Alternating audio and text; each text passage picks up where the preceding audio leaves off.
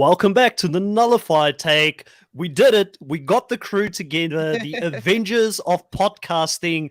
Drew, the Iron Man, Chantel, Thor, the God of Thunder, and myself, I think Hawkeye, because I'm like the lesser known one of the trio. But we got them all together, and we're going to be talking about the challenge CBS. Chantel, how are you doing? I'm doing okay. If we're just going to talk about this new cast, there's some people I'm excited about. There's some people I'm not so excited about. So we're definitely going to be talking about all of the above and both all having differences of opinions about this cast. So I'm ready to get down, get dirty, talk about it, and maybe you guys can convince me of my evil ways of not liking some of the cast that have been speculated. Yeah, definitely Chantel is the goddess of thunder. She's going to bring some thunder to this podcast today. But let's go to the man who has got the sunglasses. He should have just come in with a goatee today. He would have been Tony Stark. But Drew, how are you doing? I'm doing well. I'm a little tired. I filmed for 5 videos yesterday, and then I edited 4 videos today. So I'm like, but I had pizza today. I carb loaded before this podcast, and I am feeling pretty high energy, as much as I can be. But I'm excited because I haven't really delved into this cast. So I saw like some of the pictures on Instagram where it's like the little square with a whole bunch of tiny little squares in the middle of it. And you're just like, all right, I feel like I know some of these. I'm just going to flick past it. I'm going to do a deep dive later. So this is pretty much my first time actually looking into who's going to be here, who's speculated, and who's in quarantine. So I'm excited to take a look with everybody and kind of get into it.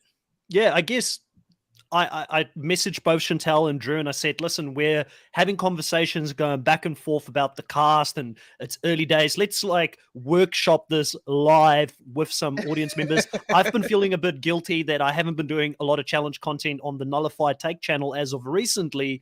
And obviously there's been quite a few people that have seen both Chantel and Drew and myself talk about the challenge. And then I've kind of left them hanging because we've had so much Australian Survivor happening. We've got Survivor in the US. There was the Amazing Race, which one of the people I interviewed this person a day before she had to get on a flight. So that's going to be very interesting. If anybody wants to check out that interview, you'll get a really good feel of who Kayla is as a person. And I had so much fun interviewing her. I had no idea that she was going to potentially be on this cast, but I did ask her the Challenge CBS question before she went on the flight, and I thought she handled it pretty well. I didn't know anything prior to that, but it's going to be fun. We've got 33 people already here in the live watching us on both the Reality Realness and the Nullified Take YouTube channels. Guys, if you're listening to this before we get into it, please support all 3 channels. That's how we know that you guys love us and want to hear more from us in the future. So go support Chantel on Reality Realness. Obviously, Drew probably already has the majority of the followers, I would assume, for the challenge, but still,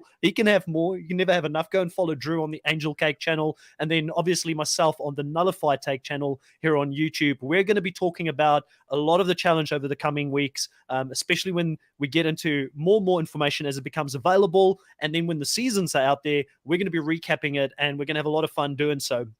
I guess, Drew, I wanted to start off, you are the person between us. You talk about the challenge the most. I would say probably 80 or 90% of your channel is challenge content.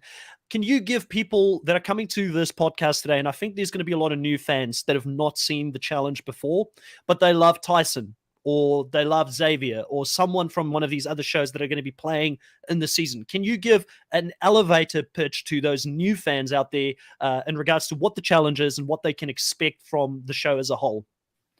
The challenge is basically a reality TV competition, sort of like Survivor, sort of like Big Brother. There's competitions that they're going to have to do to try to get into power. The better thing about the challenge, or what I really enjoy about the challenge when I had to like look inside myself and really figure out why the challenge stands out to me, besides when compared next to the Survivor or Big Brothers, is that you can be voted into an elimination to be on your way out. But the main difference is in the challenge, you have to face off against somebody, or a pair is facing off against each other, or something to that effect. And then whoever loses the elimination competition will be out. So you're not just simply being voted out of the game. You have to compete to stay in the game. So that's what I personally love about the challenge. And that's what I think is the main difference. There's still strategy. There's still politics, social games, and strategy that you have to do. But the main component that's different than, say, Big Brother or even Survivor is the elimination competitions, which I think is a lot more fair than just voting somebody out. But both have their pros and cons, in my opinion. Chantel, do you think that this season, potentially for new fans to the show, is going to be a bit easier to get into compared to some of the other challenge seasons that's out there? I mean, I was a new fan that started at Final Reckoning. I was so lost. Do you think this will be a good way for them to introduce more people to the show?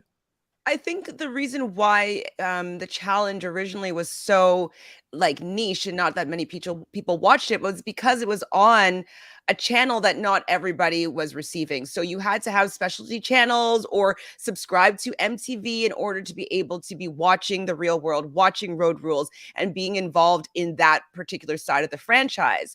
So the fact that it's coming on CBS, which is on everybody's pretty like relatively basic cable packaging, it's going to allow for people to, oh, it's on primetime 8 p.m. Wednesday. What's this show? Oh, it's with some people that I've seen on other shows before. Yes, I'm going to totally tune into this because it's a lot more easily accessible. So I absolutely think it's going to open their like the audience up completely. I just don't know if it's going to bring eyeballs onto MTV's The Challenge. I think it's going to start a new viewership, new fandom for the CBS franchise, and I think it's going to be a separate people. There'll be crossovers definitely from people from fans from MTV The Challenge that will come over to the CBS side just because they enjoy the content. But I do think that CBS will be, for the most part, building a new fan base. Yeah. So Agent Secret here asks, is it on CBS or Paramount? I believe it's on Paramount, but probably would be on, you'd imagine there'd be some crossover with CBS. They would want to get the mainstream network involved. I could be wrong, Drew. You might have to break the tie here because I thought it was CBS, and then like the reruns or whatever, like the replay would be on Paramount, kind of like what they do right now with like Survivor and stuff like that. I believe that's what it is. It's going to be on CBS first, and then the next day will be able to be viewed on Paramount, which it's like, yeah, that should be the case, in my opinion. And I wonder like why they don't do that with like the challenge already, like MTV's The Challenge or anything like that. I mean, they do it with Big Brother, Survivor. So they're going to be doing it with this challenge. So yeah, that's what I believe. Now, guys, I can see there's a lot of comments coming in. Love it. Keep being a part of this conversation. We're going to be pulling up some of these comments as we go through it because we probably will run out of questions ourselves. So any questions you have would be awesome. I do want to bring up here that Chris Villiger says that I'm probably butchering your last name, and I do apologize for that. He says, I'm surprised with David Alexander because I remember he did an Instagram and a Q&A after Big Brother 22 saying that he's done with reality TV. Now, Chantel, I know you're a big David Alexander fan. How do you feel about him coming back? And who else are you surprised seeing this season? I'm definitely surprised that David Alexander is in the mix here. I understand him getting a second chance with Big Brother All Stars 2, for the fact that he was kind of a first boot. Obviously there was a little bit of a twist, so they were able to stay in the house for a little bit longer, do a battle back that he didn't end up getting back into the house. So he kind of got a bit of a raw deal, but. So I think that he deserves a second chance, but he came back in an all-star season and he didn't help it. Like he didn't learn more about the game. He was still on the all-star season was asking, what's a veto? What does a veto do? So he didn't even do any homework to do better in the all-stars version of Big Brother. So I just don't really see him doing that well on the challenge because I doubt he's a fan. I doubt that he's going to do any sort of homework in watching any other seasons. And he wasn't really that entertaining or caused any drama. So I don't know. He just seems just like a nothing burger for, a challenger. I'm not really interested in him. Yeah. I think he was more frustrating on All-Stars than anything else because he was asking so many questions. A lot of people didn't think he deserved to be on an All-Stars, which I think was like a mix of like all-star and second chances. I don't think they knew what they wanted to be at that point. And it was also a weird time that they were doing it. But I just remember him and Devon were getting into arguments with each other when Devon was trying to save him. he wasn't listening to it. He was going off on his own like train wreck of a course, and it was just like, you're frustrating me. I want you gone. Please just leave. Like, I don't want you on my TV anymore. Yeah, I'll tell you guys who I'm really shocked. Like David Alexander, meh. You know, I don't feel. I agree with Chantel. I don't think he's going to do his homework. I don't think he's going to add much to the show. But for some other reason, CBS loves him. I wouldn't be surprised if he pops up on Survivor next. But the person that I'm the most shocked to see on this list is none other than a Survivor, Dominic Abate. I like that. I love him. Like, don't get me wrong. I love the fact that he's on the show, but I would have thought that Survivor production would have said hands off, because he must have been, in my mind, the biggest lock to come back for a second chance season ever. I mean, this guy played in Survivor, went up against Wendell. There was a draw between the two of them in the finale, and he ended up losing on a draw where the third person who made the final had to go and do the deciding vote. He's a great strategic player. He's someone who physically did really well that season. He lost a lot of weight before he went into Survivor and got in some great shape. He's a bit older. He's going to bring a bit of that dad energy to the show. It could be that CT dad type of energy that he brings in. But I tell you what, I'm excited to see him, but I'm shocked that Survivor let this one slip and that they actually allowed for him to come and play in the show. I think he probably doesn't want to play on this new era of Survivor because he's a gamer. He loves like being able to use himself to, you know, strategy, manipulate the game. Like he likes the original version of Survivor. And I think that he would be too devastated if he got taken out by an hourglass or something like that. And like, I think he also probably loves the purity of the 39 days. Like, I think he wouldn't want to go and play this 26 fast-paced monster game, 3 tribes. Like, it just wouldn't be the style of game that I think that he would excel in. And so maybe he's saying like, hey, I don't even want to do Survivor anymore right now as this new era. So let me go be part of a new franchise, be the new, maybe he's going to be the new face of CBS's The Challenge.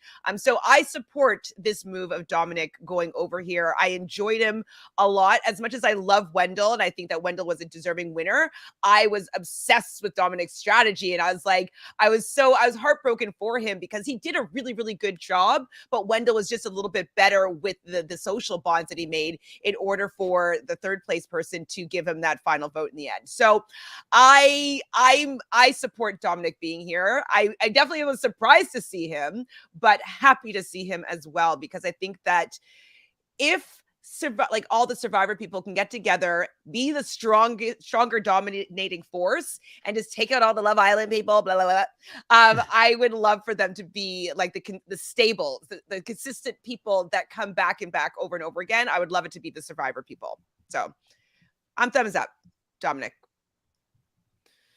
Yeah, I think he's a strong player, and I almost wonder if this is like his way of getting back into the CBS fold. Maybe he was waiting for that call from Survivor. It's not coming, and then this is a way to compete in a game that's somewhat similar to what he's used to and loves, and he can compete with other Survivor players, and probably he's watched other CBS shows, so he's going to be familiar with some of the people that are going to be on this show. But I almost think that maybe this is like, okay, I can get in, scratch that itch I've been wanting to scratch for the longest time, get to play a competition, and then maybe this will be good later down the line where I could play another Survivor season possibly. Yeah, I agree. Drew, staying with you, who is the person that when you looked at this list at first, you were like, can't believe they actually casted this person on this show, or you were just pleasantly surprised even? I'm not surprised. Well, I mean, we can take a look at some of the Big Brother people if you're asking if I'm shocked at some of those. I mean, Christmas is a player that I was rather shocked at. Enzo, I think I was rather shocked at as well. I mean, he didn't do anything on Big Brother All-Stars to make it to the end. And he was just like, I'm the meow meow. I can't wait to, I don't want to hear him say that. I don't want to hear him say meow meow. I don't want him to be putting that around. Never in my life did I want to hear somebody be called the meow meow on the 40-year-old challenge. Yeah. So I'm not looking forward to those two players. I didn't think they weren't very strong. They weren't very well representative of their own Big Brother seasons on Big Brother All-Stars. And then to come on to doing the challenge. I'm like, really? We're doing this? Like, I watched his boxing match of last year, and I was like, oh my gosh, this dude's winded after 2 minutes in a ring, and he was supposed to be like doing this for for the whole time. So I'm not a fan of those two in particular, and I was pretty shocked to see them on this cast list. Do we know anything about any prize money, like what they're going to be playing for potentially? I'm just curious I don't think because they've said. I don't think they've said anything, but I would assume it would be similar to All Stars. It would probably be 500,000. Yeah, Pretty 500,000. good. I would assume. But then again, the interesting thing here is that Split. they got to split it. Yes, if there's Mm. duos. Yeah, because it's one man and one woman, and then those two will go on to do the War of the Worlds tournament. So I it's not hope like they- one winner goes. I hope that it's All really fun how they get the partners together. I hope it's not just like a random draw. Like I did enjoy with the most recent season of the MTV version how, you know, they got their folders and they can see all the stats of the different vets, and they were able to choose their vets that way. And so I hope that there's something similar in the selection process, not just random. I almost think Yeah. that it's going to be like a free agents type of way where they'll go and then you kind of just like, you could be teamed up with each other at certain levels or doing teams and stuff. And then the way that Johnny and Laurel won free agent, spoiler alert, they were able to do some solo wise and also run the finals like in pairs and stuff. I just think that they're going to try to do it as solo as possible to make it quote unquote fair for everybody instead of being paired up with somebody and then your favorite is going home because they're paired up with a dud of a person. Yeah. David. I wanted to add just before we moved away from Enzo and Christmas and before we go to Tommy's question here. Enzo surprisingly was quite fit and in shape for someone who went away from Big Brother for a long time, coming back. You know, there was that scene in the beginning of the Big Brother season when he came on where he was doing like all the pull-ups and he looked like he's in some sort of decent shape. And then obviously Christmas have got experience being a CrossFit Games, so they probably looked at that, and from an athletic ability, they brought her in for that. Christmas will bring some drama to the show as well. I know there's a lot of people here, and especially for those that are not across the challenge fandom, there isn't a lot of love for Big Brother players in general, and that is caused by the Big Brother cast that we've had on recent seasons in the challenge, and we won't give them too much airtime here, but there's a few people that are not that liked, and because of that, you will probably find if you're new to the challenge that there's not going to be a lot of love, for people that come from the Big Brother franchise. But I feel like we needed that balance to a certain degree, because otherwise you would have just had all these dating show people there with some survivors. I am gutted that we haven't seen. Yeah, I'm gutted we haven't seen more The Amazing Race people on the show, because I think that there's a whole string of people they could have added. I mean, I spoke to one of them today, Dusty, who told me, he would love to go on the challenge CBS and kick some butt. And I think he could have been a great addition, and he's high energy. We would have enjoyed seeing him on the show. But I digress. Tommy asks here, who is your favorite person on this cast? And Chantel, who are you super excited to see play this season? I think it's my Survivor crush, Tyson. Who isn't excited to see Tyson? I've always loved Tyson. I've even watched him on like Marriage Boot Camp. I watch him on Rob as a podcast sometimes. They do kind of a silly little news type show. I just find him funny. I find that he gets the strategy. I find that he's around my age, so we have a similar, we understand the world in a similar 21. kind of way. 21. Yeah, for those who are exactly. wondering. Exactly. And so I just want to see how he does here. And I love that he doesn't give any Fs. He's there to play. He's probably still pretty physically fit. He's good at random things. And he's very likable. I can totally see people wanting to work with him. He is, I would say, like, if anybody's a fan of Survivor, he would probably be the biggest celebrity out of all the Survivor players, if I think off the top of my head. So hopefully he'll be well insulated and not like an automatic target, but I do want to see how well he would do. He's kind of like, I know you don't care from him, but how much I would like to see a Rob play. Like I want to see Boston, or I want to see Tyson play here. So he is definitely someone that I'm excited to see taking on this experience. Drew, what do you think of Tyson coming here? I had a video on my channel about potential Survivor players playing Big Brother next season for the Celebrity Big Brother version of it. And I had 3 names that I said, if I could cast, these are the 3 people I would cast for Big Brother if they had to go play from Survivor. And Tyson was top of that list. So for everybody listening, I'm very high on Tyson. But how do you feel, Drew, about Tyson coming out there? And I mean, he's got some athletic ability. I think he'll do pretty well. Tyson is always welcome on my TV whenever he is available. I mean, I love him back when he was on his original season of Survivor. I love him every single season that he's on. Blood versus Water, the season that he won, spoiler alert. I like that I say it after I already spoiled it. But the season that he won isn't the best season, but it's great because he's throughout the whole thing. Like, he is so far in the forefront. He has confessionals.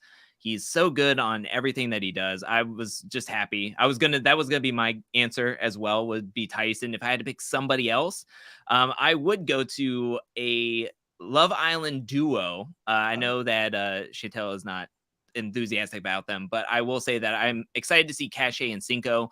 Every They're not time together anymore, though. I mean, I guess They that's pretty aren't? interesting. No, they broke up. Oh, that sucks. But I'm glad that they're on the. Well, that means drama. And I Good. was saying over and over and over again that if Cache was on the season, I wanted to see Cinco. Cinco is huge. Like, he is a man that I just want to see go straight to MTV, the challenge. Like, I want him to bypass just CBS, because nobody will take this man on. If they do, they will surely perish, because this man is a Greek god. So to me, I want to see him on the main season of the challenge. Every time I talk about the challenge CBS, I'm always like, bring Cinco on. If Cinco's not on this, I am rioting. And so I'm glad that his name in picture is all over everywhere, that everybody's saying this man is going to be on this season. I have to agree with you, though, Drew. I do like Cache and Cinco as additions from the Love Island franchise. I guess what I do not like collectively about the Love Island franchise is that I've been hearing rumors that they've been pre-gaming with Big Brother people, and that you've seen them in a lot of appearances, and like if I follow you and I'll jump on my live. And so I guess why I have a little bit of pause as to wanting like the whole group of them is because I just feel a lot of it's just for clout. And you know as well as I do is that I like the challenge because the people from the original season, they didn't do it for clout. They did it for the love of the game. And so I'm worried that will get tainted by people that are there looking for Instagram followers. So that's what my biggest hesitation is over, for the most part, Love Island and then Big Brother people.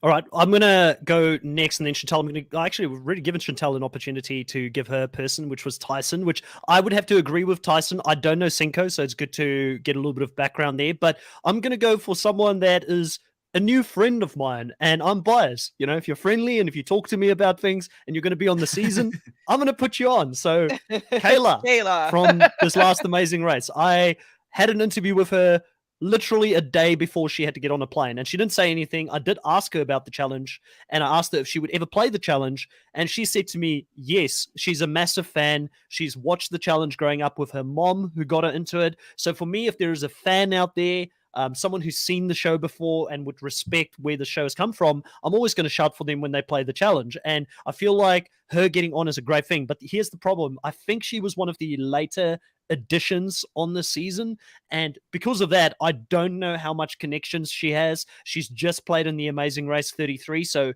she hasn't been in that circle with reality TV stars for a very long time, so she may find it difficult politically to get in unless there is duos and she gets in with someone who is really connected. That might be difficult, but I do know that she physically is a beast. I mean, she formed part of one of the strongest female duos to play in the show's history. In my mind, they were very unlucky not to win the season. And I think that her dry sense of humor is something that people will really love on the show. She's got a bit of a personality and she's got spice to her.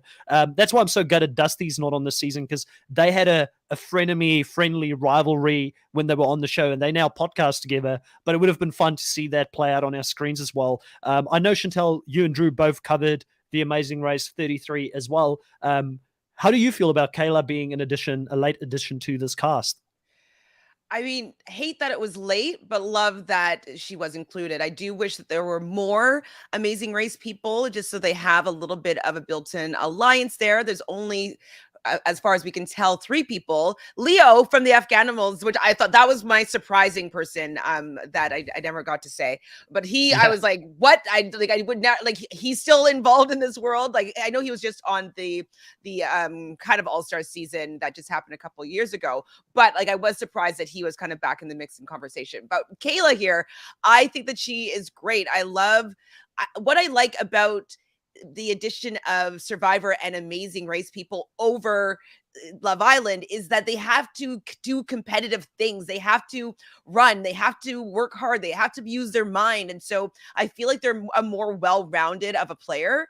And so that's why I'm a little bit more excited to see how Kayla plays, because I think that she might be really surprisingly good at a lot of different things. And I want to see her do well.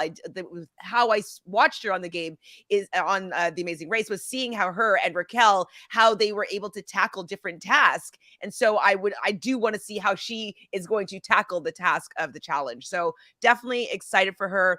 I'm hoping I'm going to have to take a look and see who was on the guest list at Lulu and Lala's party, because maybe there was some other CBS people that might have crossed over that she got to meet potentially. So hopefully she's a little bit better insulated than we know of. But I don't know. I remember something and seeing her and some of her cast members with Wendell at one of the parties. So Wendell could have connected her to Dom potentially before going on to the show. And I've got a feeling Dom and Tyson are going to be thick as thieves when it comes to this season. Another really so fun. That's fun. I love that. Yeah. Please, dominate, please. They will work together. I'm pretty confident that they're going to need it. They have to. They know better. And another person that I was quite pleasantly surprised to see on this season is Sarah Lucina. Like, I didn't think Sarah Lucina was going to come back to reality TV after Winners at War. I thought she was done, but she's going to be back here as well. And I think, there's a built-in alliance automatically probably with Tyson, someone she's been on the same season with, Survivor again. She is someone, Drew, that has done ultra marathons as well. She's gone and run races around the world. So she's a serious competitor as well coming into the season. You shook your head when I spoke about it, so I'm not sure if you're across it, but she's one half of the Cops R Us Alliance, and I'm the biggest Tony stan you'll ever find. So, just by proxy, she is going to be someone I'm going to shout for this season. I only shook my head because of this picture. I mean, this is the most random picture. I was like, you can pick a different picture because this one's all over the place. Like, everybody's using this picture as like the cast picture. She's not just brawn, she's brains as well. She did the Rubik's. I mean, she could have just bought that and took it out of the packaging at the gym. I'm just saying. Also, though, like, to solve a Rubik's Cube is not actually difficult. There's just a very simple algorithm that you have to memorize, and you can finish it in 2 minutes. What if she did it? It looks like there might be a jump rope behind there. Like, while she was jump roping, she was doing it at the exact same time. That would be a skill. I'd be impressed by that. That would be impressive. Very impressive. I think that there will be built-in alliances. I think Sarah's very strong physically and mentally. I mean, she won Survivor and has played on multiple seasons and have done well on a lot of her seasons. Cagayan was messy, but I mean, that was Merge, and that was her first season. But I think that there is going to be built-in alliances. It's going to be, when everybody starts off, they're going to instantly start linking up with their shows. I mean, that's just how it's going to go. And I think that we talked about how we're worried about the Amazing Race players, but they could be the swing votes here. They could be the small minority, the minority that is able to really swing the power in somebody else's favor. So this could get messy pretty quickly if people are going to hold strong. But I don't know. We've seen, like, the good thing about the challenge, in my opinion, is that it's not solely, you can't rely solely on numbers. I mean, whatever happens, you're going to have to put your pen to paper, your wheels to rubber, or whatever it's called. Whatever. It's a long time. It's been a long day. But you have to actually perform to get the person that you want out. Or if this is a sort of thing of the past couple of seasons or even All-Stars, I mean, whoever gets thrown into the elimination or voted in could possibly be able to pick who they go up against, which, I mean, you could just pick some of the people that you think could be the easier ones to take out. And if they're on the other alliance, then you just start taking them out one by one. If everybody starts ganging up on Tyson, I mean, who's to say he's not going to pick some of the scrawnier people on the other side, hoping that he can beat him in a puzzle or do all this other stuff that he has some experience with Survivor. So, I mean, the numbers game and the pre-gaming are very worrisome that it could make for a boring season. But the one thing that I'm still holding on to is that in the challenge, you have to perform to either get the person you want out or to win. Just straight up. I mean, it's going to be tough. I mean, we saw Sarah Grayson in the gauntlet win 5 straight eliminations to make it to the finals. The same with Wes and Casey in Fresh Meat. They had to win 5 exiles. They were thrown in over and over and over again, and then they were able to make it to the final. So I have hope. I don't want to see the same person being thrown in 5 different times, but we'll have to wait and see what's going to go down.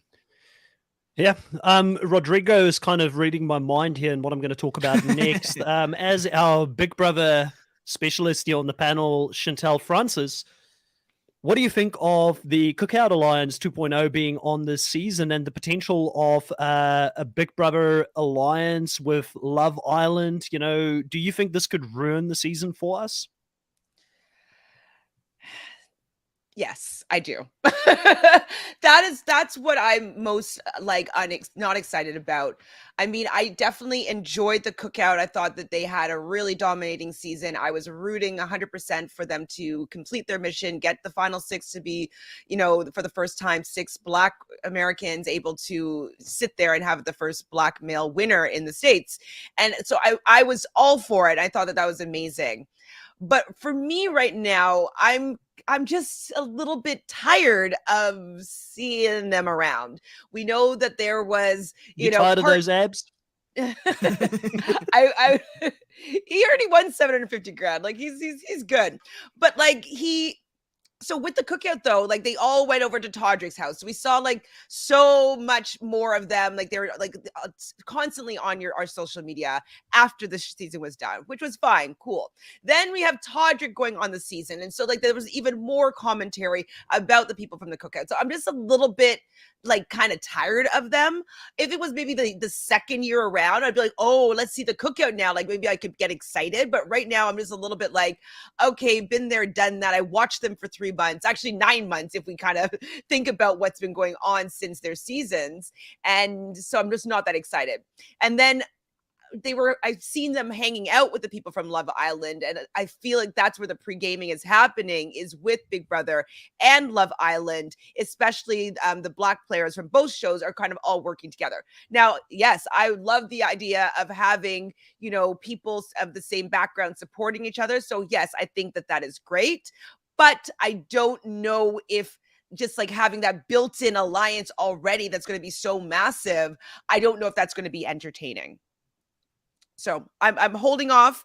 I'm okay with these people. Like it's not like my least favorite people on the world. It's not like we're having Josh come on to this season, but I've seen them, and like all last summer I watched all the people from Love Island. Like I just have seen them a bit too much, and so I just don't know for myself if I'm going to be that excited about gameplay and stuff like that when it's like a built-in alliance that they're not going to turn on each other. It's gets boring. It's predictable. Like I couldn't watch the whole, like I was very happy for them accomplishing their goal. I kind of thought Xavier was going to win Big Brother. I think 4 weeks in, I was like, yeah, Xavier's winning this thing. It's just, he seems to be the most level-headed.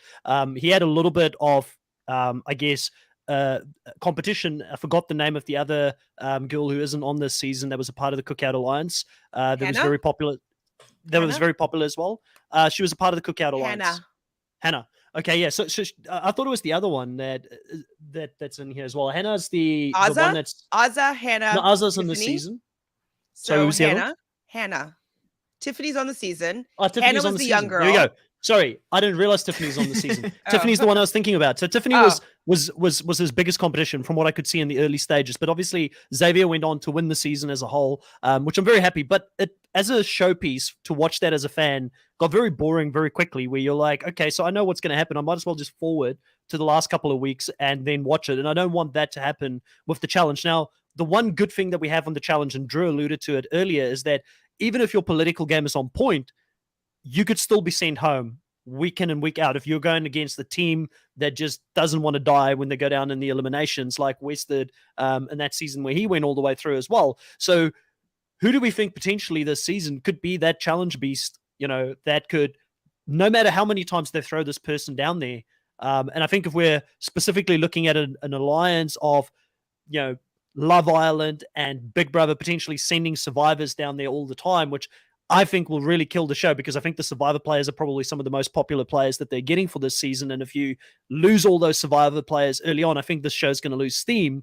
But who do we think in the Survivor and Amazing Race group there potentially could be a person that could get thrown down there week in and week out, but they could still fight their way back into it? I think Sarah Lucina, for me, is one of those people that could be a beast. She's got the experience of doing Survivor for quite a long time. It requires a wide skill set to do all those challenges. And like I said, she is a serious athlete that have done really well in ultra marathons and things like that. You don't want her in the final, because I think she'll be a legitimate threat to win it. If it's running a long obstacle course or going up a mountain, I think she's going to be very dangerous. So I think Sarah Lucina for me would be there. I can think of a few others. Drew, who do you think potentially is that person that can go in week after week and just fight their way to the end?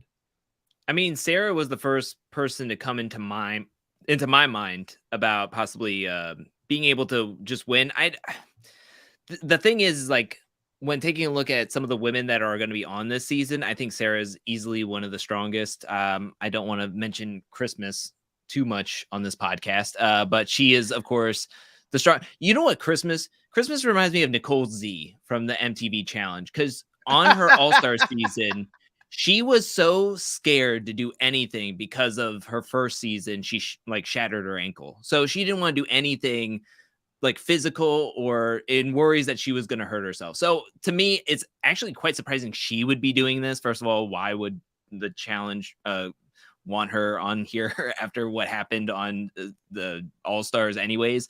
But she was so timid to doing these carnival games on Big Brother, worried that she was going to get hurt, to where now we're going to do what Challenge CBS, where challenges have like explosions, wrestling on top of trucks. Maybe they're not going to be doing that such extreme stuff, but there's bound to be a truck challenge somewhere on here. So being one of the strongest, I think, could be to her, could be scary, I think, for her. For the men, Cinco, Danny is going to be really strong to beat week after week. I mean, if they're going to be thrown down there. Yeah, I mean, I think those two really Danny is a good out. choice. I like that choice. I like Corey too. Let me just get a picture here of Danny up for a second. The guy is a true athlete, played in the NFL, didn't really get his opportunity to shine last season, or the one time that he did get his opportunity to shine and win safety, it got taken away from him because of an hourglass twist. And he just seems like the nicest and most humblest of guys. I don't know how good he's going to be TV-wise, but when the Challenge CBS is looking for athletes to come and play in this show, because it's now a sport reality show, I think Danny ticks all the boxes. What do you think, Chantel? Well, I think that actually he might be better TV than he was on Survivor, because it seems like they cut out his personality. He was not happy about the hourglass twist. He confronted Jeff Probst about it, saying like, that's a lie. Like, I come from a sports background that like when you play to win, you put in all your heart and energy to win, and it's for a reason, so that your win actually means something. So to take it away, all the things that we were talking about with that particular twist. So I do feel that because this is, if they're on teams or if they're in partnerships, like, he's going to want to do well. And I can see him being a hype man. I can see him really kind of, rallying the troops and being like, we got to do this, get this together. So I do think we're going to see more of his personality, because it's a little bit more sports like than Survivor was. And they won't be trying to keep it edited so that Jeff doesn't look bad. So I think we'll see more of his personality in this show. I almost think that he could be the Pops figure, like the CT figure of this season, because he could be the leadership, he could be the coach, and I think he will be that hype up figure for a lot of the contestants, especially if they're going to be younger, if they're going to be like Love Island and Big Brother contestants that are going to be like 26 and younger. I mean, I think Danny could definitely be the pops figure of this season, which I'm all down for. I loved him on Survivor. It's just that editing was rough with how quickly they had to go through that season. It was rough to really highlight everything, especially his tribe, which did not go to tribal council all the way up to merge. Like, we didn't get to see anything from them. Yeah, and he was a true fan of the show. You know, it's one of the reasons he got so upset is because he wanted the integrity of the show still to be there. So just based on that alone, it's someone that I really would love to see do well this season. And I think Chantal, I maybe was a little bit critical of his personality. You're right, it's an edited show, and I heard about the fact that he really took Jeff to task on that. So we didn't really get to see it. I'm going to put up someone that I think potentially could be a challenge beast if they do get thrown into the elimination. Someone that I think currently is being underestimated. Now, they do have a bit of a bland personality. Some Angela. may have said that in the past and have gotten in trouble on Rob as a podcast when they said that. I think that Angela and Tyler are not the biggest fans of them. But Angela is someone who competed at a pretty high level in athletics. I believe it was pole vaulting. She is actually an athlete.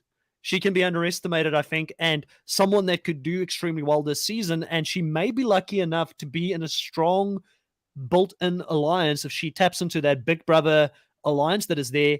And before we know it, she could be mid-game and they just don't have enough time to take her out before she gets to the finale. So I think she could be definitely an underdog. I was surprised to see her on this cast because I would have thought that, you know, Tyler would probably be that person that they want to reach out to, but I think Tyler would have just from the start said, I'm not doing this thing without Angela again. And between the two of them, I think Angela will not miss Tyler as much as Tyler missed Angela.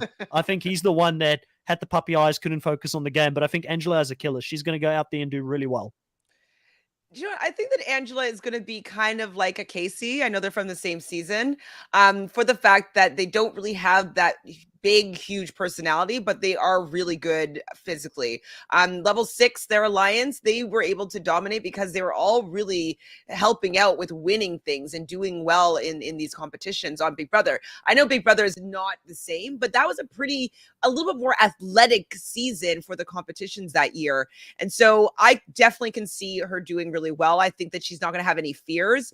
You know, if you're doing pole vaulting and just like flinging your body over a pole, and she's, you know, she's a gymnast, I think that she's going to have no fear that some people might not, like they might have some fear that will be crippling. So I do think that she will be a secret weapon to whatever alliance that she's going to be in.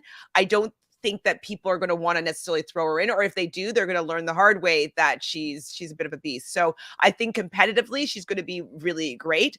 I just don't know how entertaining she's going to be. I wasn't entertained by her in her relationship with Tyler.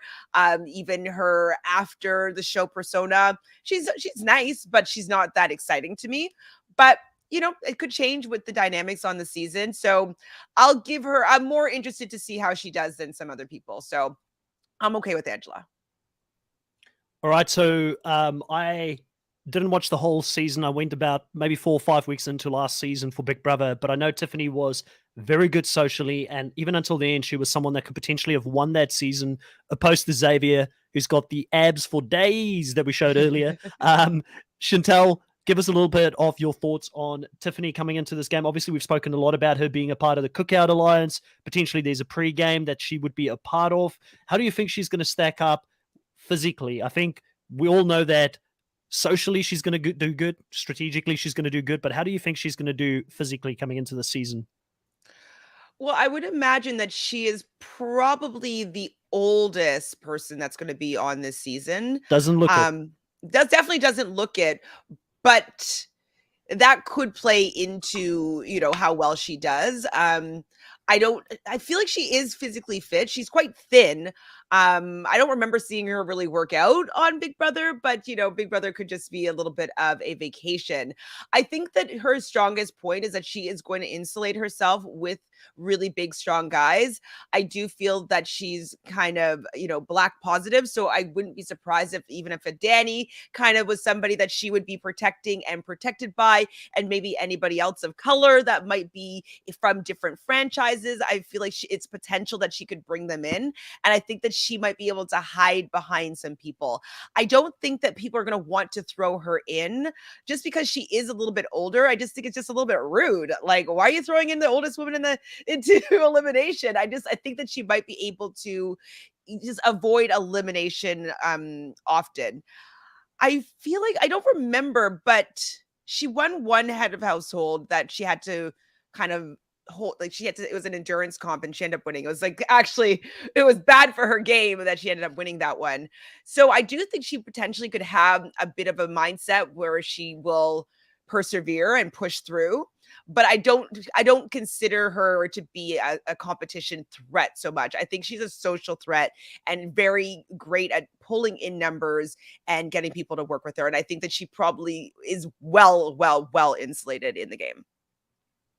Drew, do you know much about Tiffany? Did you watch the whole season last season? Do you want to elaborate on what Chantel have said? Or next up, we're going to be talking about Tasha. Chris, I promise we'll bring her up next.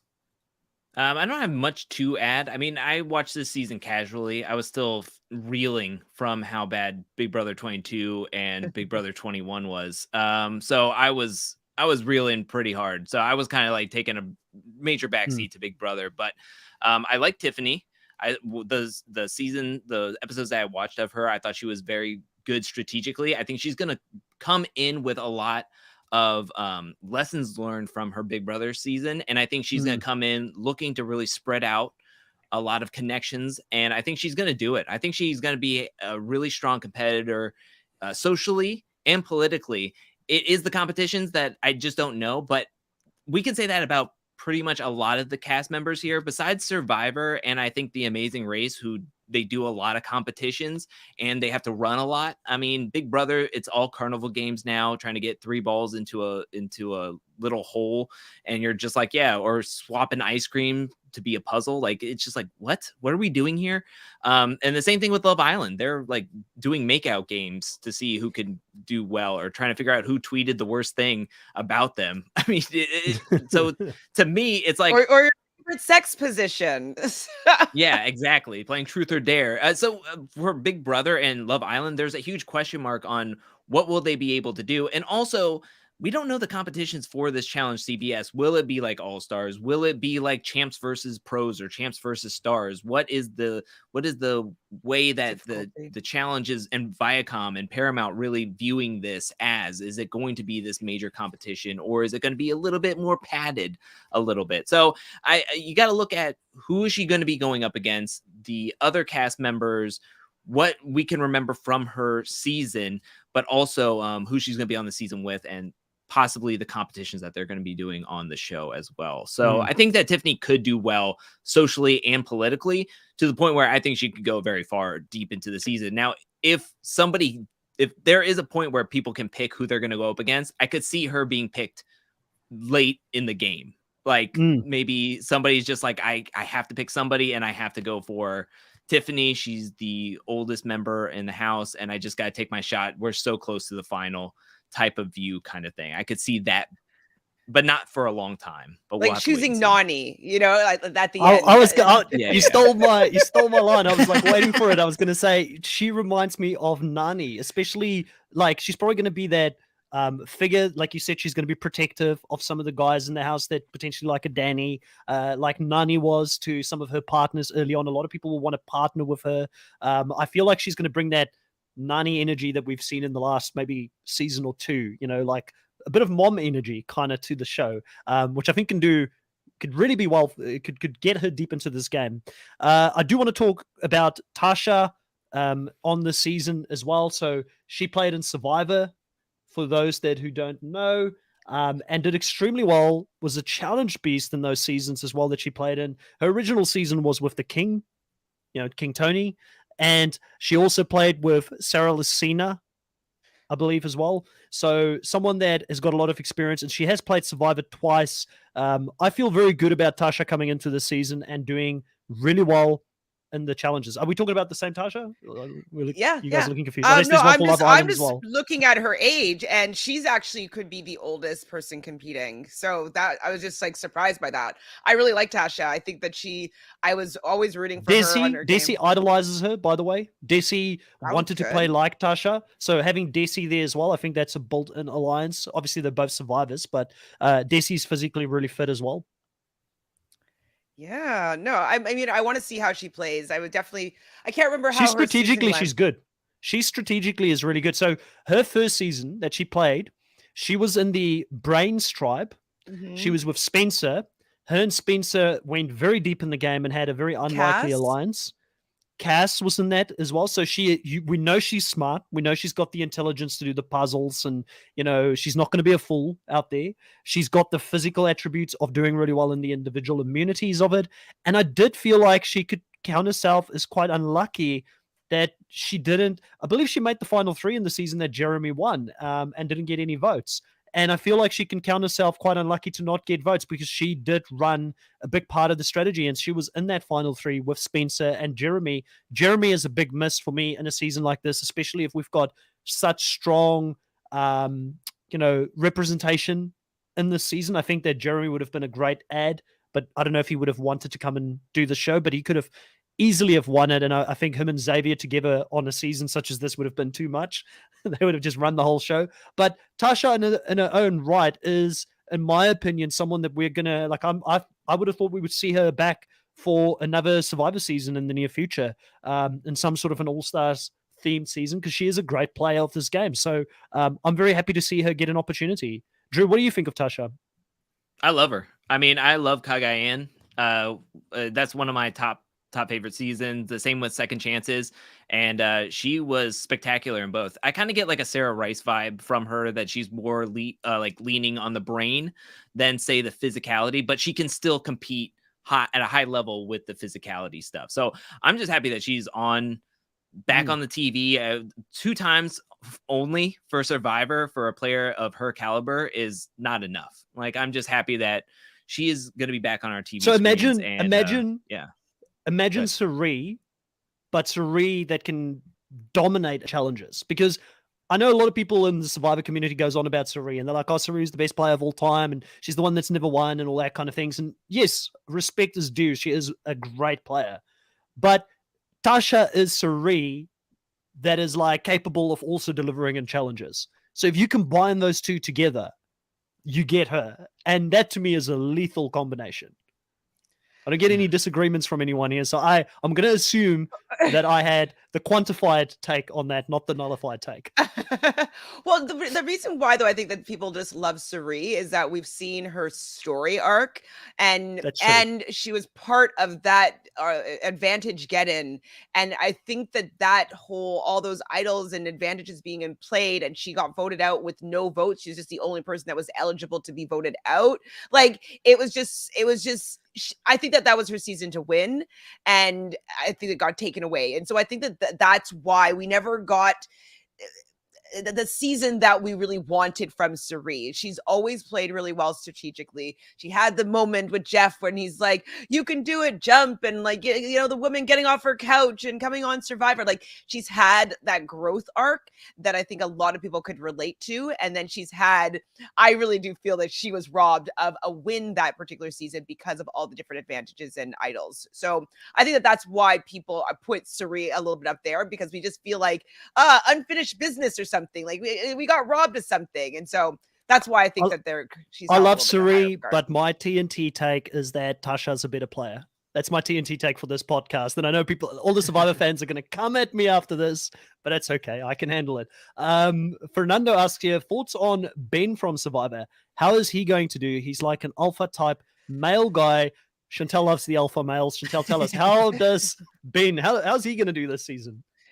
The thing with Ben is, what I'm imagining of him is that he is going to give no Fs, which usually I like, but I feel like he's not going to figure out how to tone his personality down in order to protect the alliance. So I can see him being hot-headed and be like, whatever, throw me in or whatever, like, and, if you get thrown in, there's a possibility that you can go home. And so I can see him doing that and kind of sabotaging his own game for the fact that he doesn't want to back down or play ball in that kind of way.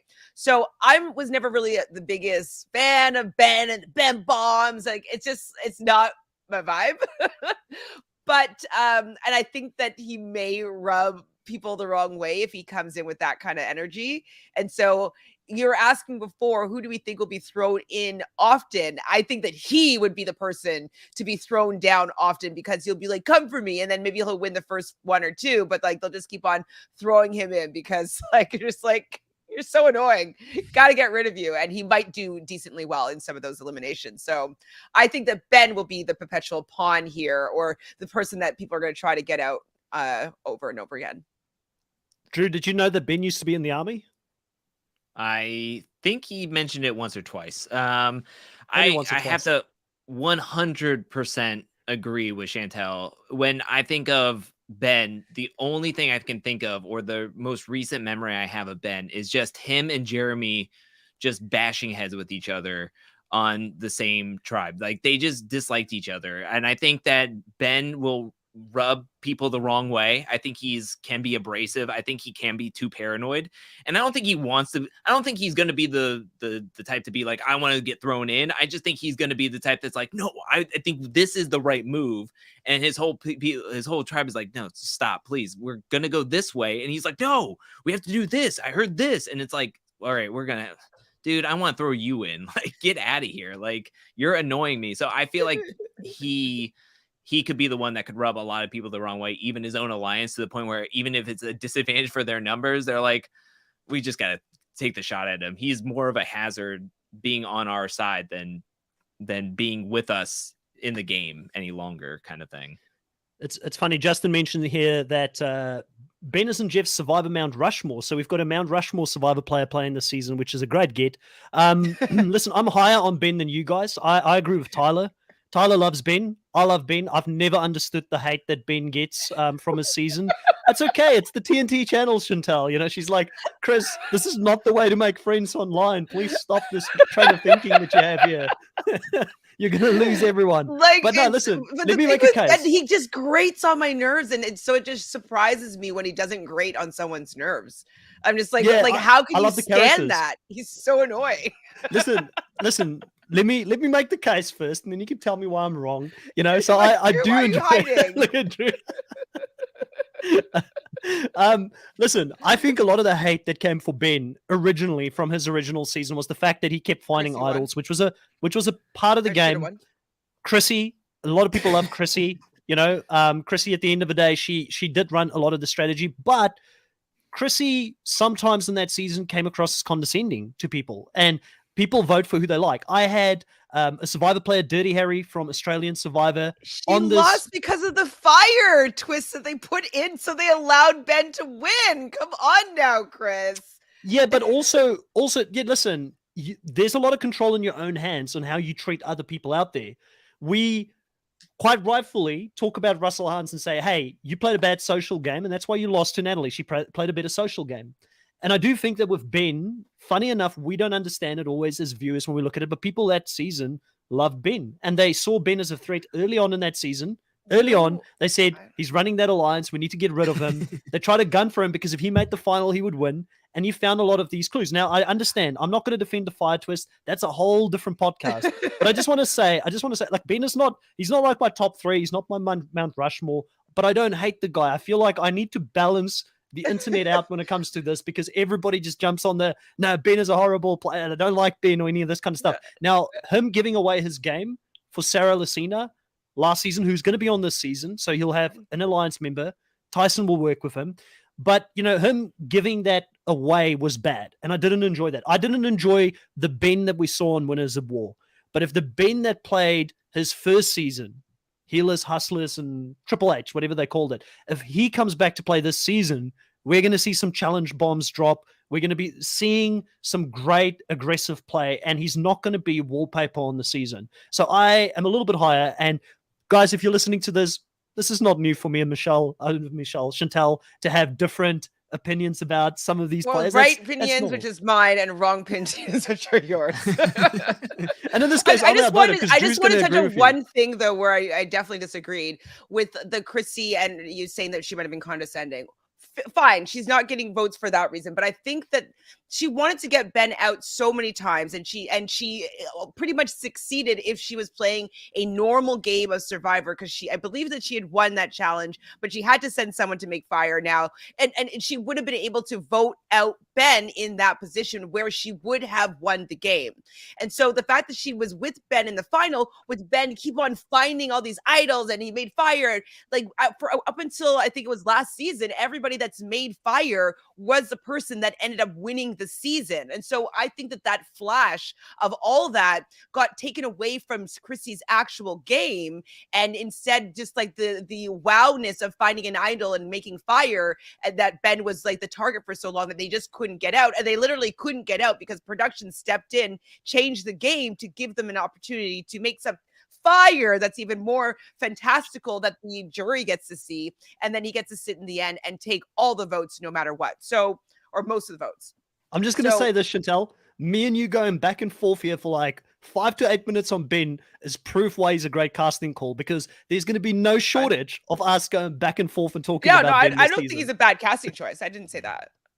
Yeah, I just think he's going to be thrown in a lot. I think that people are going to not like him. That's the closest, guys, for those that are listening to this, that's the closest I will come to Chantel agreeing with me on this, is just to get her to agree that he's not a bad casting choice. I don't mind him being on the show. I don't particularly like him, but I think that he'll be okay, and an okay addition, especially if he gets thrown in all the time. That will be fun for me.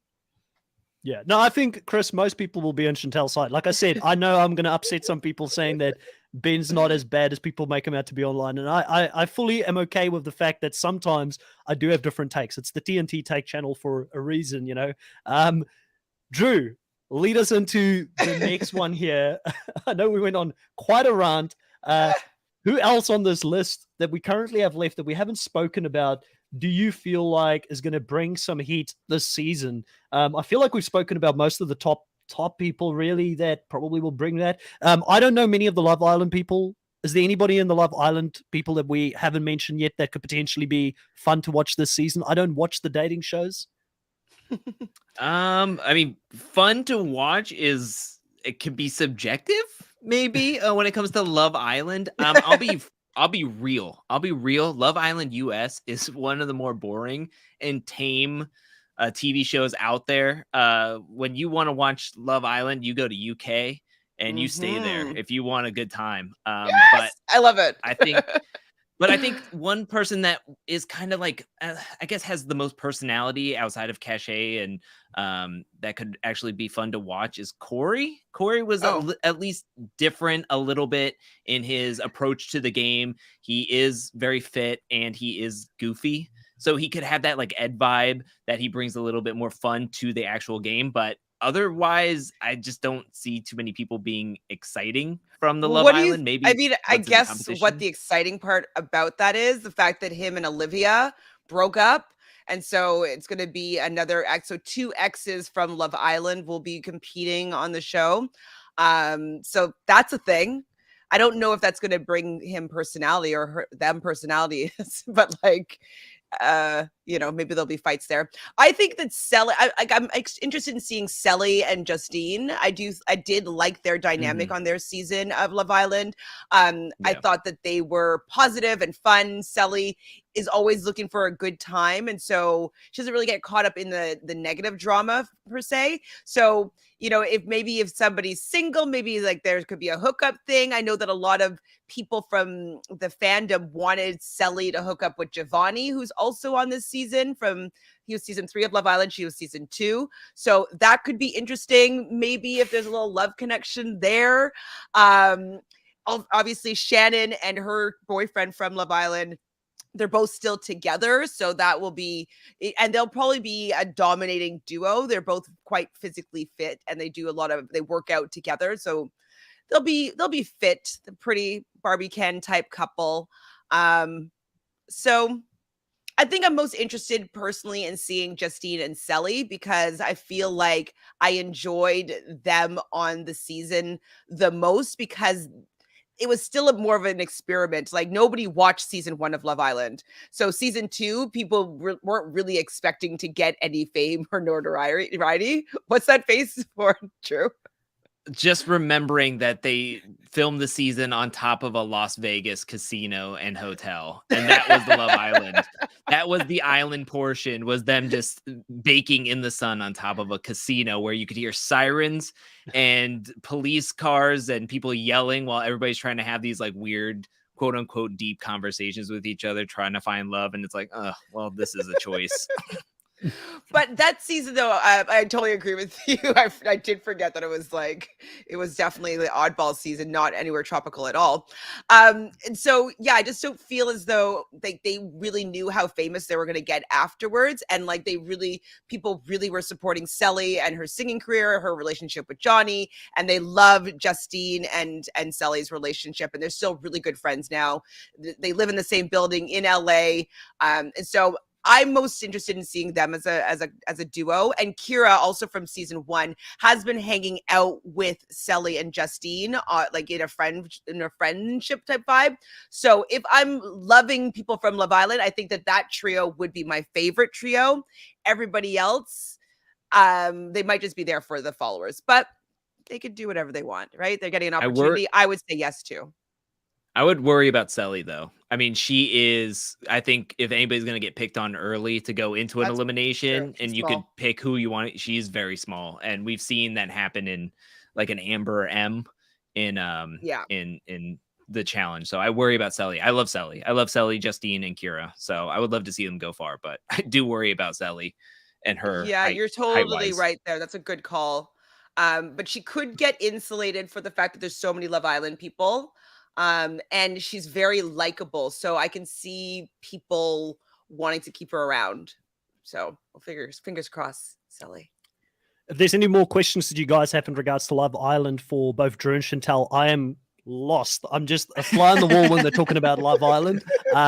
Please ask them. I will try and pick them up and pass that on to Drew and Chantel. But we do have one question here from Fernando, and he says, who wins in a brawl versus Sarah Lucina and Christmas? And it's going to be the fans, right? The fans win in that scenario. But if you had to choose, Chantel, who would win?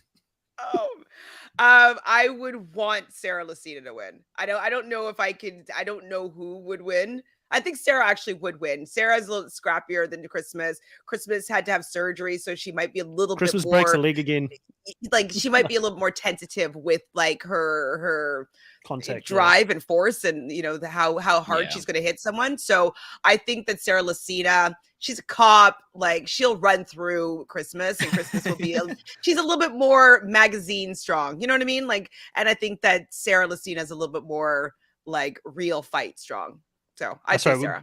Drew, you can answer that as well if you want. And then the next question, Drew, is ditto. Yeah, I think it's pretty well answered. Is who are you all surprised about not seeing on the cast or alternatives? I would have loved to see Cole Meadows, Sydney Gillen, and Scotty. I don't know who some of those people are. I don't know any of them.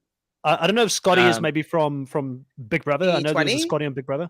Scotty Sultan. I think that's who Fessy was like really rooting to get on there. Scotty Sultan, who was in his alliance or whatever. The one that he turned on and he kind of got him out, and anyways, yes. He doesn't look like someone that would do the challenge. Like, I mean, I'm sure he would do it if they asked him. But there's some people that have brought him up to me about possibly wanting to do the challenge or wanting me to put him on a fancy cast list or a cast list, and I'm just like, yeah, I'm not super into it.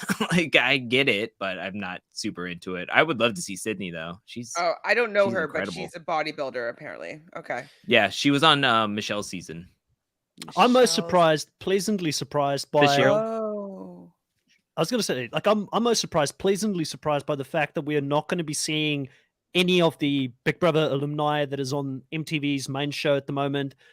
It's good not to have them in for one a season, so that's a win for me. But I'm surprised we're not seeing any of them. There's no Paulie, even after he tweeted out about becoming the first champion. I know that there's rumors about one person that will be on the show, which is an MTV alumni or somebody that plays in the main show, which they haven't made available to us yet. So we're not out of the woods yet.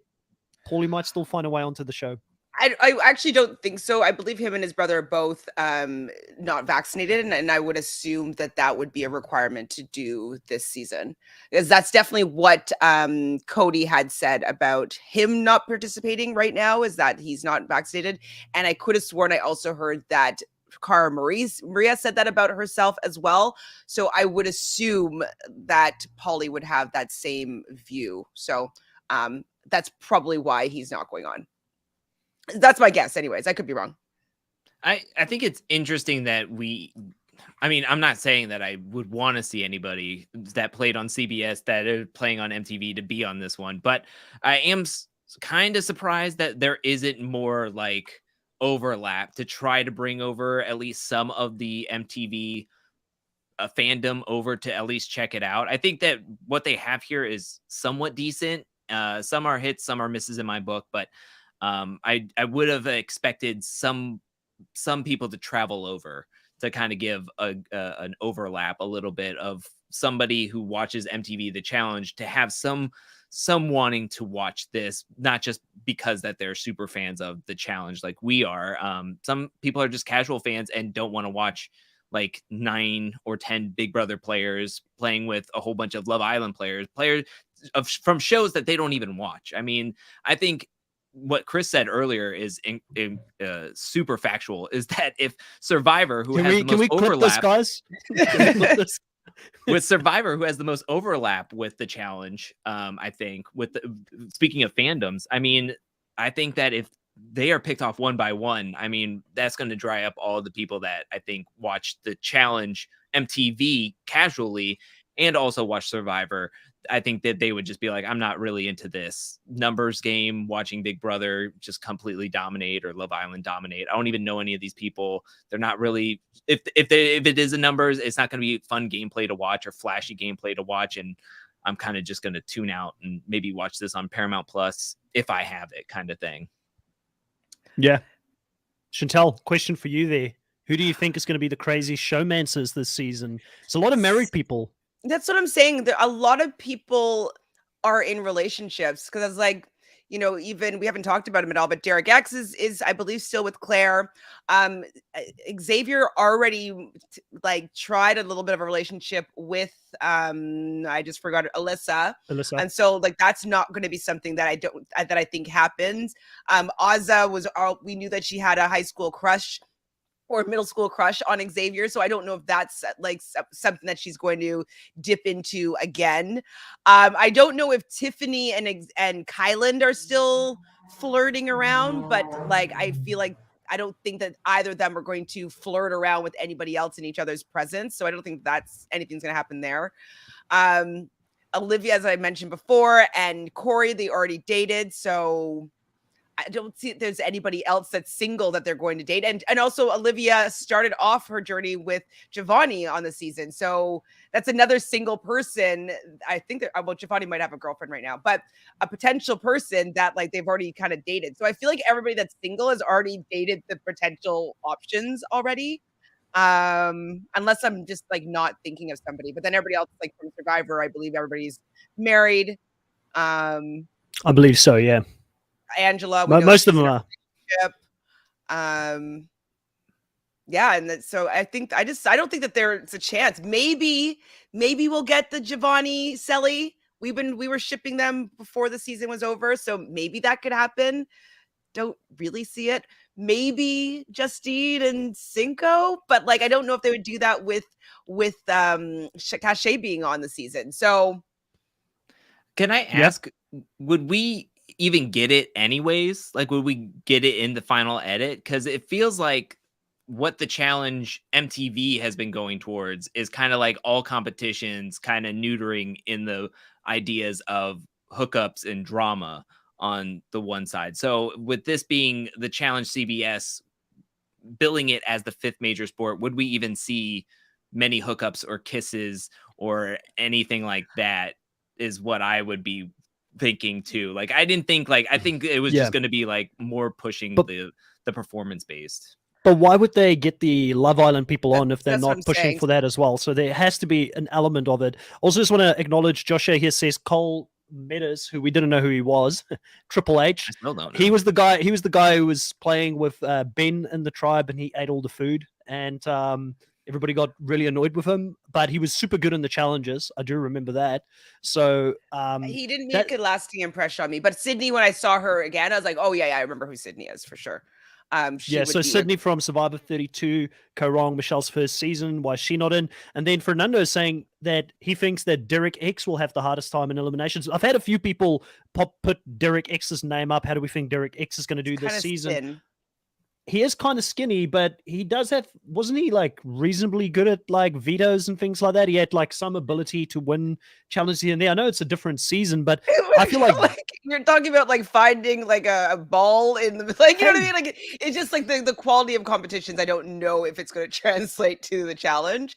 I could see him actually being somebody else that gets thrown in pretty quickly and gets taken out just as quickly. So I think James love is Derek even X, bigger but- trouble. Say I again? think James is in even bigger trouble. Like if he's out there, the Amazing Race winner that's there, he's even more I skinny. forgot about him. Then you've got Leo from the Afghanimals that's going to be in, who's pretty skinny. So I mean, at least Derek has got some alliance members. I would assume he would be able to work with the Big Brother peeps for a while. Yeah, I think he's going to be insulated maybe for a bit, but if we're looking for people to throw down, like I could see him being up there as like an option quickly. Because even if he has, the Big Brother people that are protecting him, I don't know if he's made friends with the Survivor people in order to have them not want to throw him down, and so or like go against him if they get to call in who they want to go against. So we'll see. I Dolores don't says know. Derek if he's X gonna can show run up. fast, and Potentially. Justin says that he also won the wall comp. So there we go. Also here, prime Didn't time. Xavier step down though. Anyways, whatever. That must have been later in the season. I don't think I saw that part. But Primetime asks, if you guys could pick 4 vets to throw into the show, who would you pick? 2 boys and 2 Vet? girls. For me, I feel like, normally we complain there's too much of these same vets being thrown in season after season, that there's an alliance and the gameplay is static. It doesn't move. We see the same 6 people get to the end every couple of seasons now because they've been playing for too long. But I feel like they went the exact opposite way here. And we don't have I would have loved to have seen at least 2 vets or, 1 guy, 1 girl, or 2 duo girl guy teams coming in from the MTV show just to show people how to play this game and Even a also to captain. promote the main Captains show. could be kind of interesting. Exactly. So if you guys could cast some people in, I think it might be boring, the answers we're going to give. Like, Chantel's going to give me some flack for who I'm going to give for one of them, but I'd like to see CT and Cara Maria on this season. Cara Maria. Oh my that'd be the 2 god. Do people. you want to date her? like seriously, she's I don't want to get in trouble, taken. Chantel. I don't want to get in She's trouble. Like, if you wanted to be with her so bad, go on their sex retreat and then maybe you have a chance because they're open. So but no, it's fine. Like, she is an experienced competitor. She would show them how to play to a certain extent, but I don't know if I would want to have her as my team captain if that's the case.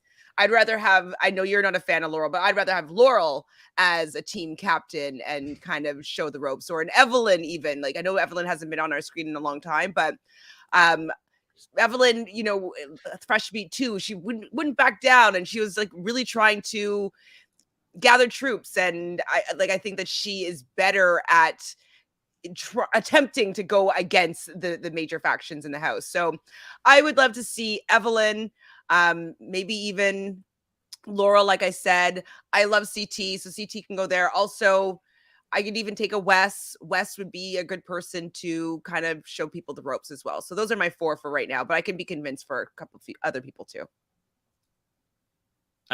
Wes for sure, I thought of, and then Leroy I thought was really, I wanted to see him on there. He put in that he wanted to be on Celebrity Big Brother. So I think that a CBS Nice. challenge would be interesting to do. I think he would actually dominate.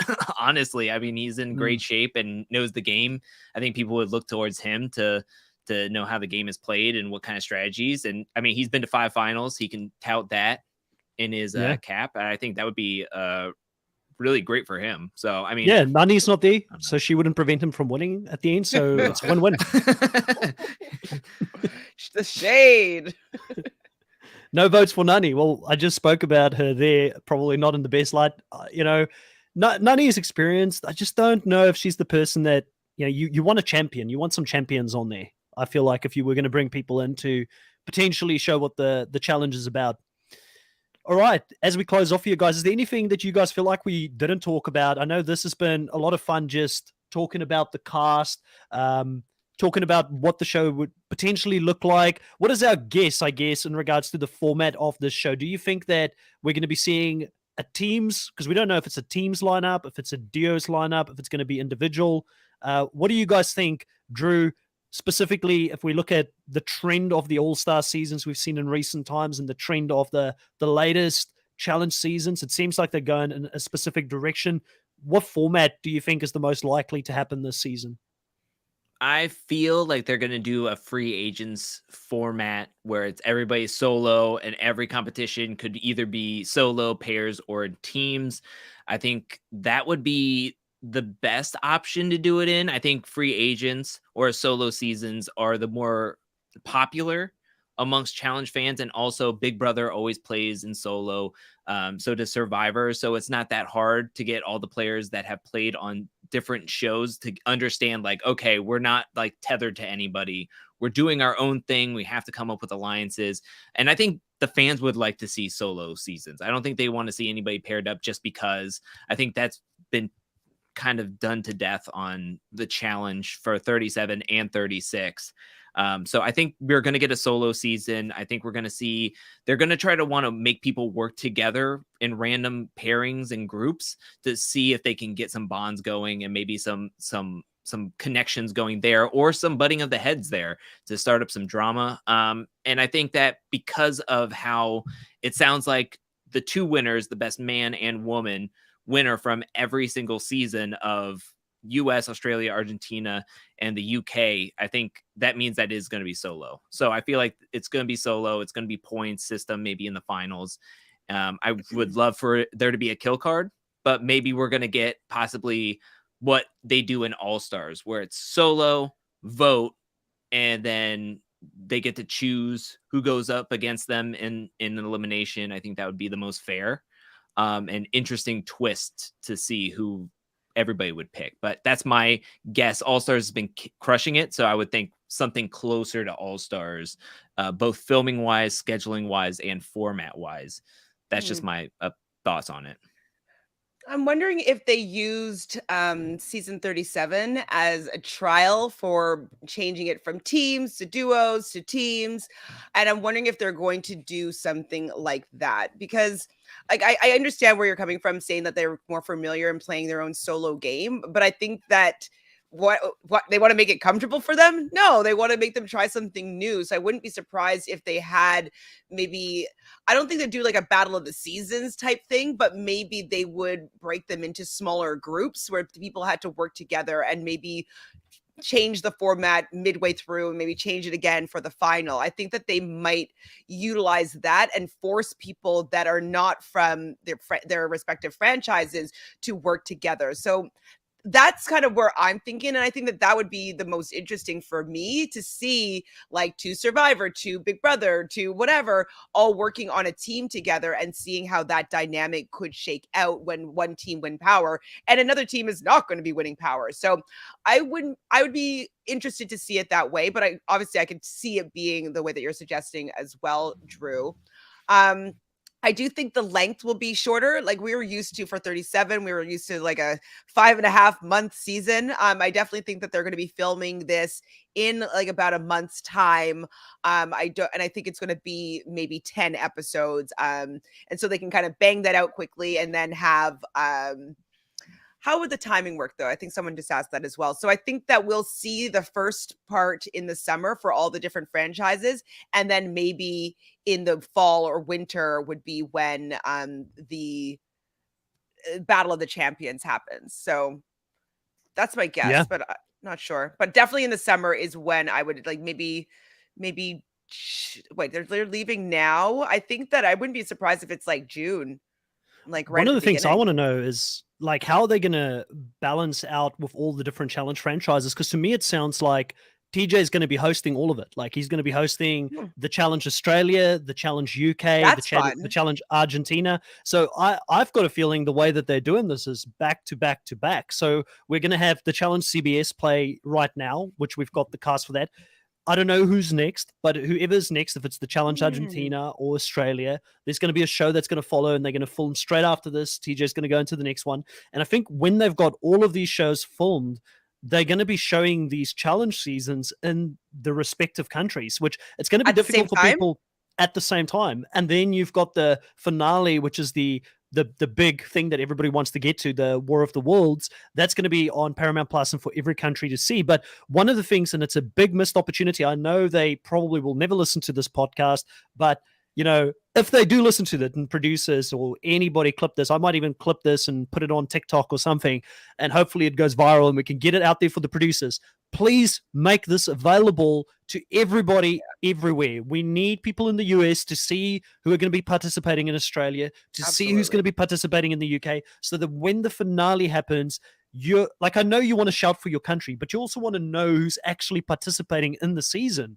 There's Absolutely. great Australian characters, which I'm always going to say because, that's close to my heart. Obviously, over here, we've got Australian survivors that will most likely be a part of this cast in the future, but I want the American audience to know who they are. So by the time it gets to the War of the Worlds, you feel like you can shout for more than just, Xavier and whoever else is going to win this season. You want more people that you can shout for. So for me, that's really important. So I hope they listen to that. Outside of that, I am excited. I'm still high on where the season potentially could go. I am very nervous that we lose some of the most popular players early on because of this pre-game alliance. But like Chantel said, they want to mix it up. They want to throw different things at them so that hopefully they break these pre-game alliances up. And one thing that I'm really hoping for is that if they do have DOs, that you can't put people individually down into the arena. And that if you choose one person, the other one has to go with them. Because again, if you've got someone from Love Island working with someone from The Amazing Race, or someone from Survivor with someone from Big Brother, it's going to the waters are going to get murky. And it's not going to be as clear as to just throw these people down there, because you might have alliance members tethered to this other person that you don't want to see go down into the arena. That's a bit of my vent for the season and my hopes. But overall, I'm very excited about it. And for any of those that have listened this deep into the podcast, we really appreciate it. For most of this, we've had about 90 people live watching it on both our channels, which is a great number. We really appreciate it. Make sure that you subscribe to both the Reality Realness and the Nullified Take channel, please. That way you're showing us the support, even if you prefer Not to watch Drew's. it on No, I'm just kidding. not Drew's. He's got enough. That way we know that you guys want to see more of this content and you like to see us three talking about this together. I'm sure you want to come on here and vent at me being happy about Ben in the season. I'm okay with that. I'll take the smoke, and you can come here and tell me how right Chantel has been this whole podcast. And then obviously Drew as well with the Angel Cake channel. Please be sure to subscribe there. Myself and Chantel, we also sometimes jump on his channel for lives that he's doing. And also, very exciting news for those that don't know about this yet. I'm going to plug this here for Drew. He's just started a Patreon. And he can tell us a bit about the perks for that. So if you're someone who loves Drew's content, this guy works extremely hard to give back to the fans. And, doing this YouTube thing is not an easy thing.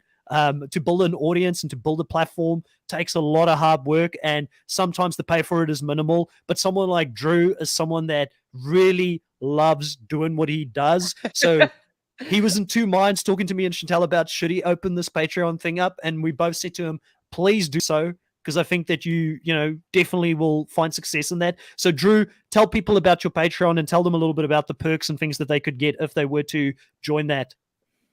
Yeah, it's at patreon.com/angelcakevids. to make it easy. So it's not like Angel Cake Entertainment with 2 E's and it's all confusing. So it's patreon.com/angelcakevids. I only have 4 tiers right now. I didn't want to overload myself with everything that's coming up, which is like X on the Beach season 5, all these challenge seasons, All Stars and everything. So I only have 4 tiers. I have a $1 tier where it's just my forever gratitude, and you'll get your name at the end of every single one of my videos. And I produce a lot of videos, so you'll get a ton of credit. $2 a tier, you will get the same as the $1 tier, but the $2 tier, you get 1 video at the end of every single month. And I just go through every reality TV show I've watched during that month. I'll recommend stuff. I'll not recommend stuff. I'll commentate on things. A lot of stuff I watch a lot of stuff. So it's going to be very juicy. $3 tiers, you get everything from the first 2 and exclusive monthly lives. I'm going to do about 2 a month. 1 will be just me. And then I'll try to get other friends to join me for those monthly lives. You might be looking at 2 of them right now. They might show up once or twice or 100 times. And then the last tier is $5 tier, and you get everything that I just mentioned, along with we're going to be rewatching challenge seasons, and I'll be doing commentary videos on that. So I'll put up a poll on Patreon, and anybody who's signed up to the $5 tier will get to vote on a challenge season that we will rewatch episode by episode, week by week. And right now we're watching through season 1, Road Rules All Stars, which, my goodness, is completely different if you're coming from just watching the newer seasons of the challenge. But it's a lot of fun. I'm having a good time. There's only 5 episodes, and we're going to be doing I'm going to be doing episodes 1 through 3. And then we're pretty much going to finish that Road Rules All Stars this month. And then April, we're going to be doing a whole new season. So a lot of fun stuff going on over there. The first monthly live is going to be this Sunday. And I'm excited to be doing all that. So, I mean, if you want to be in on that monthly live, jump in now. Jump in the water at patreon.com/angelcakevids. Sweet. So happy for you that you've got this up and running, and I just know the quality of work that you're going to be putting out there. People are not going to be disappointed with the level of attention to detail that you'll put into those videos and the additional content that you'll put out there. But for those that can't afford it, we appreciate you just being here. We appreciate you just putting a like on the video, subscribing. That is enough, and we really appreciate it. It gives us energy to come here and talk about the shows that we love. So, Chantel, you're someone that's a very busy woman on YouTube as well. You always have content on Reality Realness with 3 S's. What's happening over the next week over on your channel? What am I doing? Okay, so Sunday at 5 p.m. Eastern, I talk with Ron, and we go through the most recent week of Australian Survivor. On Mondays with Sarah from Nerdtainment, streamed on both of our channels, we do a recap for Big Brother. Tuesdays, also with Sarah, we do a watch party for the next 2 episodes of Australian Survivor. Wednesday, live Big Brother after the episode. Thursday, 7 p.m. Eastern, Survivor recap. And then if you guys decide to want to do another impromptu podcast, Fridays at 8 p.m., I'm hanging out with you guys. It seems like it's a usual thing. So it is so much fun. Like, I've missed these chats. So I can't wait for the challenge to fully kick into gear so that we can continue to talk about the seasons that we love to see on our TV. For those that are still around, the Nullified Take channel, and the following week, we're going to be doing Survivor US content. I've got a former Survivor South African player that's going to be my guest for this week. Dino Paulo from Survivor South Africa Immunity Island will be breaking down the premiere with me. I also have former players sometimes dropping in to talk about Australian Survivor. And just to stay busy, I've dropped a video this week to talk about the rumored cast for Survivor South Africa. Return of the Outcast is going to be their first returnee season as well. So all of that content is dropping currently, and I'm still working my way through doing interviews with the Amazing Race 33 contestants. So far we've had Lulu and Lala on, we've had Kayla on, and Dusty today. I am working on getting the next couple of people on, trying to see if I can get to everybody that played in this season if I can. So if anybody listens to this and I haven't reached out to you yet, get in touch. I will probably reach out pretty soon. It's just there's a lot of content dropping, so keep an eye on the Nullified Take channel. We're going to continue to grow this thing with the help of my friends Chantal and Drew, which I always appreciate. Drew, is there anything else outside of the Patreon that you're excited to tell people about that's going to happen in the next week? In the next week, I mean, I'm going to be doing a podcast on this topic. I'm going to go deep dive. I'm going to make some cool graphics for the podcast, War of the Words podcast, that's coming out Monday, both in audio form and video form. And then I got a huge video that I'm going to be doing, a huge one. It's going to be like 2.5 hours, possibly. So yeah, I'm still wrapping my head around that and trying to figure out a timing to not be so busy so I can put a lot of effort into that video. But it's going to be a big one. And I think it's going to come out like the end of March or close to the last week of March. So, I mean, I got some weeks, but yeah, that's what I'm most excited about, finally getting that off my chest, because this is an idea that I've had since like July of last year that I've been working through. So yeah, it's going to be interesting. Yeah. Guys, thank you so much for being a part of this live conversation. We really enjoyed it. If we didn't get to your questions this time, I do apologize, but drop in, keep an eye on our channels. We will be doing a lot more content from now until the challenge actually goes live. If we hear any more news or people getting removed from the cast list, we'll talk about it. There will be a cutoff time for when we stop looking at spoilers, because none of us want to be spoiled going into the actual season. But before then, we'll probably be talking as much as we can. But as always, guys, thank you and see you next time. Bye.